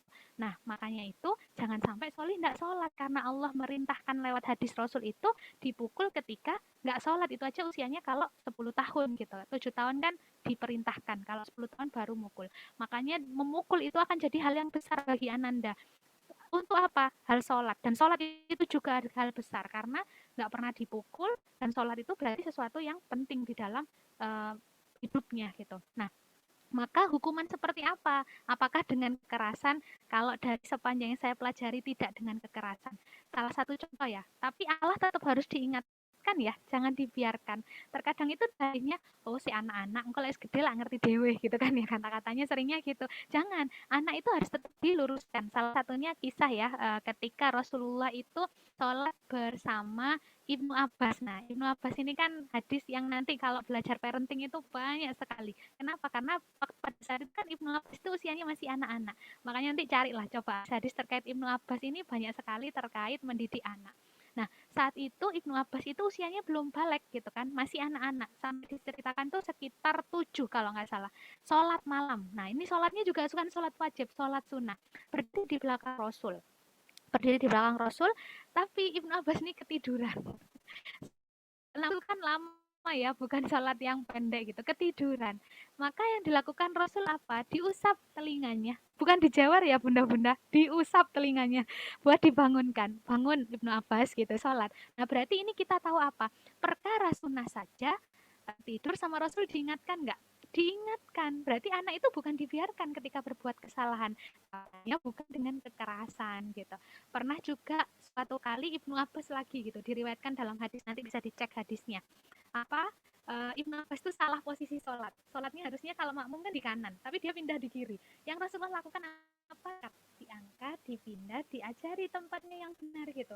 Nggak pakai kata kasar, nggak pakai pukulan, tapi dikasih tahu gini loh, sholat itu kalau makmum di sebelah kanan gitu. Nah mungkin itu sedikit gambaran ya permasalahan hukuman apakah dengan kekerasan kalau usianya tidak sesuai syariat tadi ya, pukul, sholat, basikan gitu. Karena apa, pukulan pun itu Masya Allah ya, dalam Islam itu ada syariatnya. Jadi kalau bunda-bunda sekalian mengkaji di dalam kitab itu disampaikan mukul anak ketika nggak sholat itu juga nggak sembarangan. Kalau hari ini kan mukul sak tepae ya, sak gitu kan ya, yang bisa diraih dipukul, enggak gitu. Di dalam disampaikan dalam kajian parenting Nabawi itu bahwa memukul anak itu adalah di area kaki, jangan sampai di area muka. Dan itu terkait ya, relate dengan hadis tidak boleh memukul wajah seorang muslim, mau dia anak mau dewasa. Kan tidak boleh memukul wajah, itu ada hadis. Nah, makanya dipukul di area kaki. Kenapa? Karena dipukul di area wajah itu menimbulkan dendam. Yang ada itu hatinya itu dipenuhi dengan rasa sakit. Tapi ketika dipukul kaki, yang timbul adalah pembelajaran. Masya Allah, bayangkan ya, itu loh Islam. Ngatur sampai mukul aja ada di mana. Gitu kita nyari referensi yang lain. Padahal Islam tuh Masya Allah sudah punya banyak sekali referensi bagaimana mendidik anak seperti apa. Lalu ada mungkin muncul pertanyaan, lalu hukuman seperti apa yang boleh gitu. Diambil yang disukai. Nah, hari ini nggak bubuk sama bunda ya kalau ngomong gitu lagi. Nah, dia akan mikir, wah eman gitu. Maka dia nggak, mas nggak gitu lagi gitu. Kalau saya biasanya sama anak saya gitu, atau mas masih gitu, diem di situ, istighfar, bunda tunggu sampai 10 menit gitu. Jadi apa ya, dikasih jeda waktu untuk mengkulindonkan emosinya. Nanti kita juga bisa belajar ya, kalau yang marah itu kan ada hadisnya. Kita dari berdiri ke duduk, duduk itu ke berbaring, Kalau berbaring sik marah ambil wudhu, kalau ambil wudhu sik marah sholatlah 2 rakaat gitu. Jadi maksudnya kita berikan gambaran ketika anak berbuat kesalahan dan emosinya tidak terkontrol, pakai mekanisme itu. Insya Allah itu wallahu alam bisawab.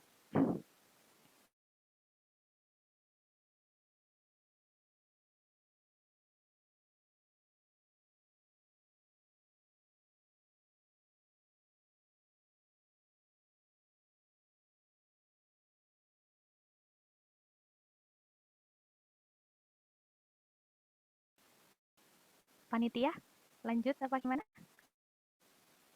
Langsung pertanyaan yang di chat atau seperti apa? Suara saya masuk kah? Masuk Ustazah. Oh iya, Jazakallah langsung aja ya, khairan. ya mungkin ya. Iya, iya Ki Afwan. Saya lanjutkan ya. Ada pertanyaan dari Bunda Fadilah. Assalamualaikum. Waalaikumsalam warahmatullahi. Jazakillah khairan kasir wa iyaki afwan, jazakunallah khairan kasir kepada semuanya juga. Terlambat tidak ya mengajarkan adab di usia di atas balita kurang lebih 9 tahun gitu. Nah, kita bisa ya lagi-lagi kembalikan ke Al-Qur'an dan As-Sunnah. Tidak ada kata terlambat Bunda. Terlambat itu saat nyawa sudah ada di rongkongan, itu terlambat. Sudah tidak ada waktu untuk kita melakukan pertobatan. Dulu saya waktu awal-awal belajar terkait parenting Islami itu ketika saya masih duduk di bangku kuliah dan saya sering ikut diklat orang tua gitu ya. Saya sampai ditanyai sama yang duduk sebelah saya, udah nikah gitu ya, pasangan muda. Terus saya bilang saya belum nikah Bu gitu. Terus habis itu waktu itu ditanyai lagi, oh guru PAUD ya gitu, bukan Bu gitu. Oh, terus mbaknya ngapain kok ikut gini gitu kan ditanyai, oh saya masih mahasiswa. Terus diketahui, oh mahasiswa ikut kayak begini. Iya, karena waktu itu saya pernah ikut salah satu kajian dan di situ saya tergerak gitu ya untuk akhirnya belajar mendidik anak itu lebih dalam gitu. Mungkin bisa saya sharingkan sedikit ya cerita, nanti bisa dicek di Siro. Saya mau belajar parenting Islami itu adalah ketika saya duduk di salah satu kajian, ustadzahnya itu nyampaikan terkait kisah seorang anak bayi yang didoakan oleh Rasul. Atau mungkin Bunda di sini sudah ada yang pernah dengar. Jadi ceritanya ada anak bayi yang masih merah ya, istilahnya kan berarti masih baru lahir. Itu baru lahir karena waktu itu hidup di masa Rasul, pasti kan pingin banget ya untuk didoain Rasul. Itu aja ya, Abdul Somad berkunjung ke kampung kita, pengen nggak anak kita didoain? Pasti pengen gitu kan ya, karena beliau orang solih gitu kan. Nah bayangkan yang hidup di masa itu adalah Rasulullah gitu. Pasti kan kepingin anaknya didoain Rasul. Dibawalah anak yang bayi masih merah ini ke pangkuannya Rasul. Kemudian saat di bangku Bunda kita bisa diprediksi apa yang terjadi saat di bangku Rasul? Itu nggak ada diapers, nggak ada popok, nggak ada klodi ya. Yang terjadi apa? Pipis Bunda. Anak kecil itu yang masih bayi merah itu pipis di pangkuannya Rasul. Bayangin ya, kita punya anak bayi pipis di tetangga kita, sungkan nggak kita? Pastikan, Bun, maaf ya Bun, ya ampun anak saya itu gimana sih kok pipis nah gitu. Itu ke tetangga kita. Bayangin ke Rasul gitu. Ibu ini mungkin ya saking memuliakannya Rasul, akhirnya apa yang terjadi itu malah marah. Ya mana, ya apa iki kok pipis di baginda Rasul istilahnya kan gitu. Akhirnya mungkin kata-katanya keluar kurang makruf gitu ya. Kemudian ibu itu marah ke anaknya saking pipi di tuanya Rasul gitu. Terus tahu nggak Bunda yang dikatakan Rasul apa? Rasul berkata, air pipis cukup bisa kering. Saya waktu dengar itu sampai saat ini masih tetap baper. Saya takut waktu itu. Bayangin sekali orang hari ini ketika marah ke anak kali cuci hilang gitu. Tapi maka saat itu saya minta kepada Allah. Saya berada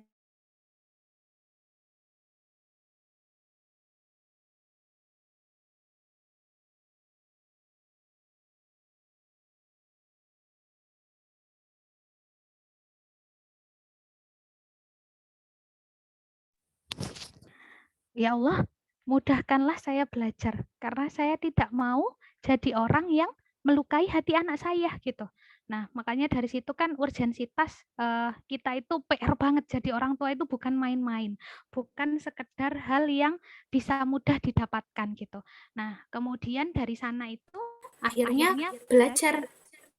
sebentar. Akhirnya di situ belajar gitu untuk akhirnya gimana cara jadi orang tua yang lebih baik gitu. Nah, kemudian ini ada bunda tadi yang nanya, apakah saya terlambat gitu? Jawabannya adalah tidak ada kata terlambat. Istiroh ya.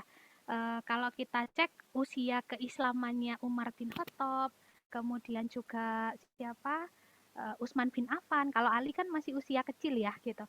Kalau yang lain itu kan usianya sudah pemuda ya, sekitar usia 20-an gitu. Tapi apakah akhirnya tidak bisa menghasilkan kualitas sahabat yang luar biasa? Jawabannya kan apa? Tidak ada kata terlambat selama nyawa itu masih melekat gitu.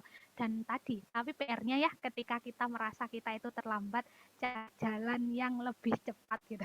Kalau orang hari ini anaknya sambil kipas-kipas gitu kan ya, sambil santuy gitu. Kita jangan gitu. PR kita karena lebih banyak.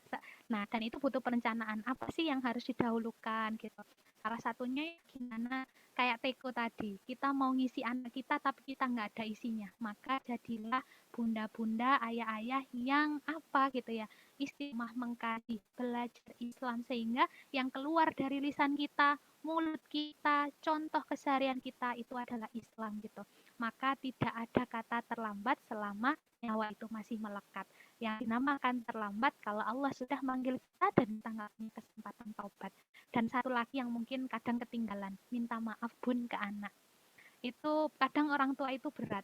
Nah, maaf ya, mungkin 9 tahun yang lalu bunda ini belum belajar, tapi bismillah sekarang bunda mau belajar. Terkadang bukan berarti akhirnya kita rendah di hadapan orang tua. Saya selalu kalau habis makan ya kadang ada emosinya gitu. Saya akan bilang ke anak saya, nak maaf ya, bunda itu manusia, kadang ada nggak sabarnya. Tapi doain bunda biar bunda itu bisa didik kamu jadi lebih baik. Maafin bunda ya, saya nggak akan malu ngakui kesalahan saya karena saya manusia biasa. Kalau nanti kita belajar bahasa Arabnya manusia itu apa bunda? Anas ya. Kalau lupa bahasa Arabnya apa? Nasi ya. Itu rumpun kata yang sama. Nanti kita belajar di bahasa Arab, kenapa Allah lekatkan manusia dan lupa itu gandeng? Ya karena manusia itu lupaan. Nah, kelupaan itu makanya belajar, berilmu, teruslah mengkaji. Jangan cukupkan dengan kajian parenting yang mungkin ini apa 1 bulan sekali, apa 3 bulan sekali. Kurang bunda, terus belajar untuk membuat kita jadi orang tua dengan versi yang lebih baik. Insya Allah itu wallahu alam bisawab. Masya Allah. Nggih. Bagaimana Bunda Fadila?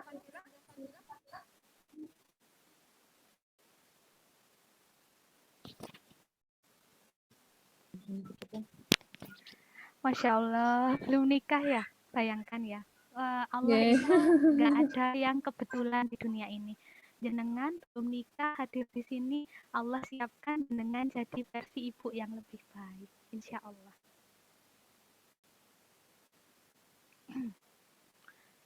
Lanjut ya.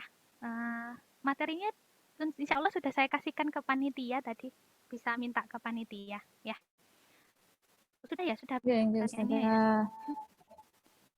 Nggih, jazakallahu khairan Ustazah.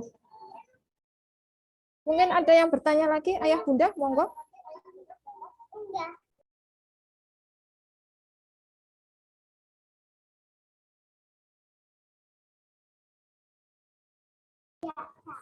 Monggo ya Bunda, masih ada waktu.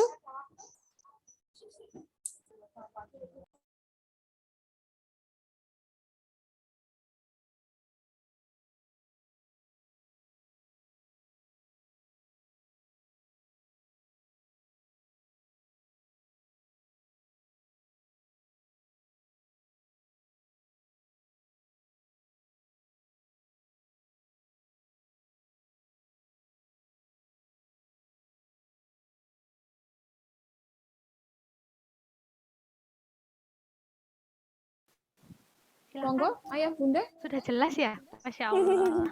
Nggih, Apa belas ini penjelasannya jelas sudah apa sangat belas jelas ini? sekali, nggih.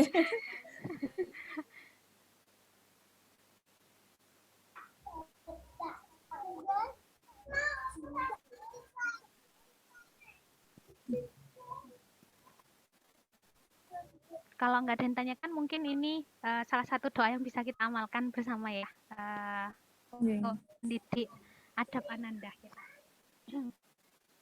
Disampaikan di dalam salah satu hadis diriwayatkan ya, Allahumma hdini li ahsanil akhlak. Jadi kita minta, karena doa itu senjatanya kaum muslim. Senjata itu kan berarti salah satu hal yang luar biasa harus kita manfaatkan gitu. Apa gitu ya, berdoa gitu. Minta apa? Tunjukilah padaku akhlak gitu. La yahdi li ahsaniha, karena nggak ada yang bisa nunjuki itu selain Allah gitu.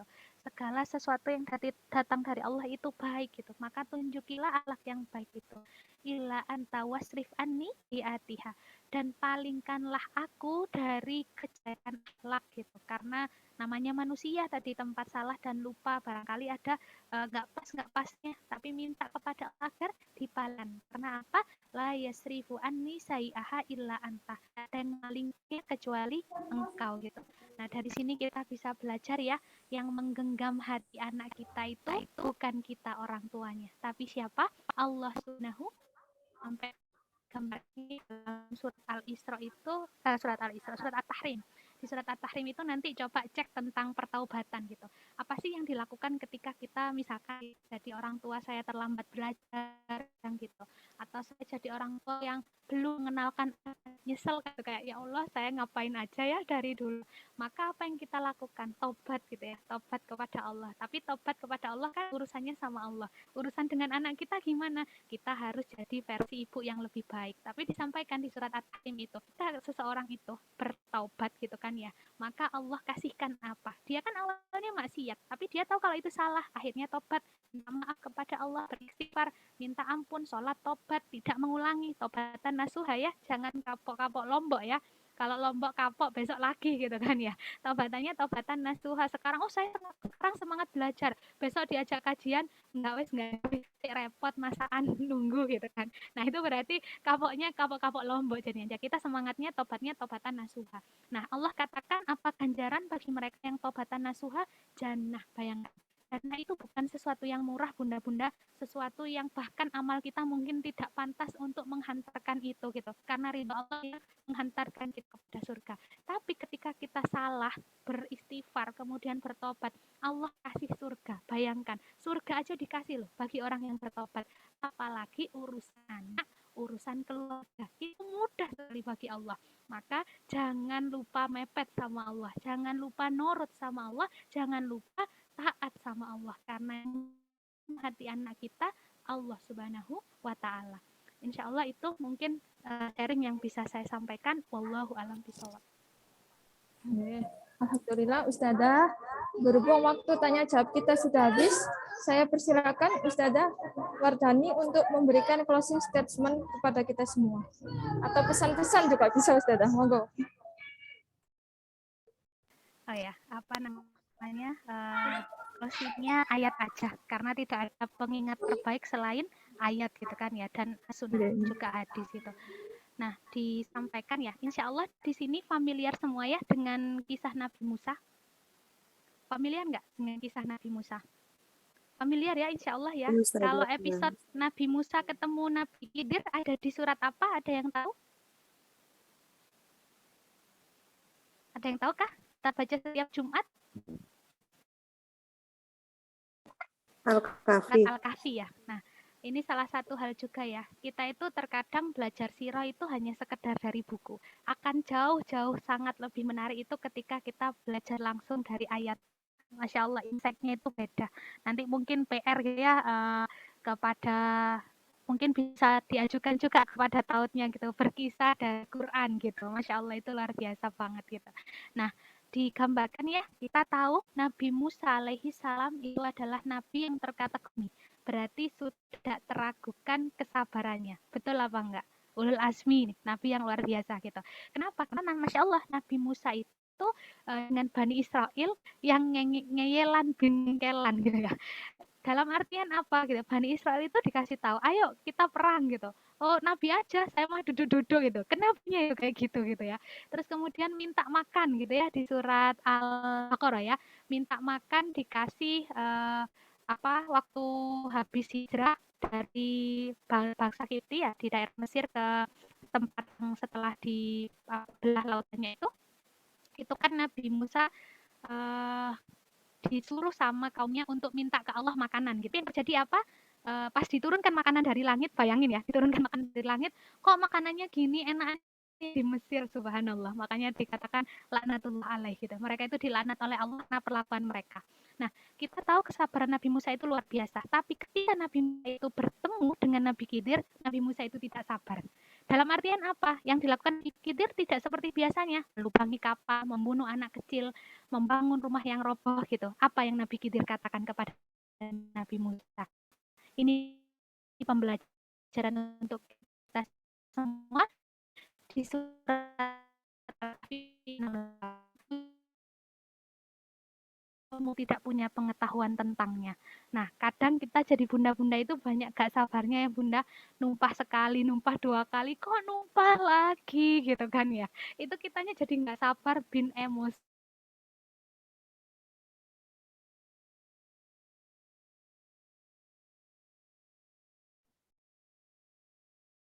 Bagaimana kamu bisa bersabar atas sesuatu yang kamu tentangnya? Dulu pada nggak mau, ngap, capek gitu, tapi sudah tahu sakitnya, nurut, tahu ilmunya sakit corona, disuruh maskeran, nurut. Karena awalnya apa? Kita nggak tahu bahaya corona itu seperti apa. Suruh cuci tangan nggak mau, jaga jarak nggak mau, suruh kumpul-kumpul nggak ngel gitu kan ya. Karena nggak tahu ilmunya. Tapi setelah tahu ilmunya, akhirnya kita bersabar maskeran, sabar nggak ketemu, sabar apa, gitu pun jadi anak. Insya Allah itu, maaf ya closingnya kok panjang banget. Sehingga apa? Kita butuh ilmu ya dalam didik anak-anak itu, karena tidak ada yang namanya sabar itu melekat tanpa pengetahuan di dalamnya. Insya Allah itu saya minta maaf kalau ada banyak salahnya, itu karena saya, kekurangan saya, tapi kalau ada benarnya semata-mata datang dari Allah Subhanahu wa taala yang ingin sampai di telinga utifilah semua untuk berubah menjadi versi yang lebih baik. Wallahu a'lam bishawab. Saya kembalikan kepada MC. Alhamdulillah, jasa koin untuk Ustazah Kolila yang sudah menyempatkan hadir di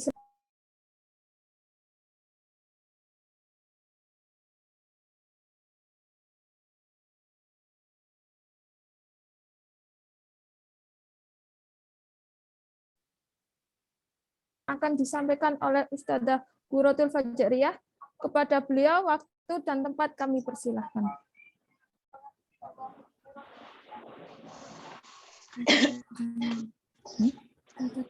Assalamualaikum warahmatullahi wabarakatuh. Waalaikumsalam warahmatullahi wabarakatuh. Alhamdulillahirabbil alamin.